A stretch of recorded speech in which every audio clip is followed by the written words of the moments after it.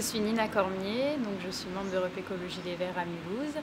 Je suis conseillère municipale et communautaire donc à Mulhouse et son agglomération.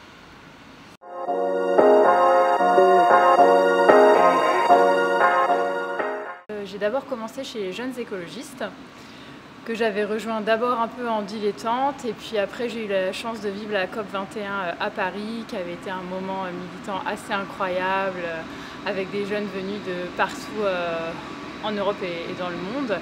Et une expérience incroyable, et je suis devenue accro depuis. Je suis devenue très investie dans le mouvement. J'ai été donc secrétaire fédérale des jeunes écologistes. Et quand j'ai atteint la limite d'âge de 30 ans, j'ai rejoint Europe Écologie Les Verts.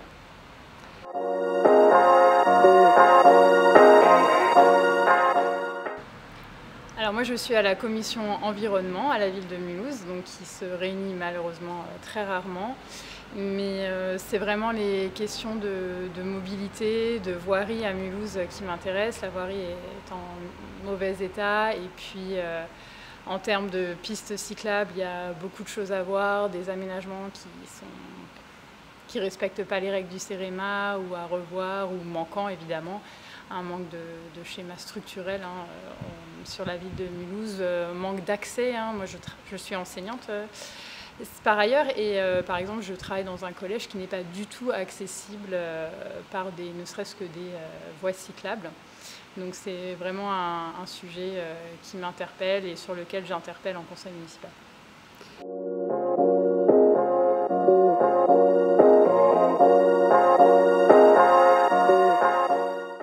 Alors à l'échelle nationale, c'est évidemment la question de la proportionnalité qui m'intéresse. La proportionnalité, on pourrait penser que c'est une lubie d'un petit parti pour avoir des élus, mais c'est aussi la seule façon d'avoir du renouvellement politique, plus de parité, des profils différents. La proportionnalité, elle a beaucoup de vertus, et c'est elle qui permet qu'aujourd'hui, il y a des jeunes femmes, des personnes racisées, des personnes homosexuelles qui puissent rentrer dans nos instances. Plus une instance est proportionnelle, et plus elle incarne la diversité de la France. Donc c'est vraiment quelque chose qui, je trouve, est importante. Et puis sinon, les questions de éco et éga-conditionnalité, donc le fait que la commande publique soit soumise à des règles, et toutes les politiques publiques soient soumises à des règles, donc éco, c'est-à-dire qu'elles doivent respecter les engagements écologiques de la France, et EGA, c'est-à-dire qu'elles imposent la parité, la représentativité des femmes dans les politiques publiques.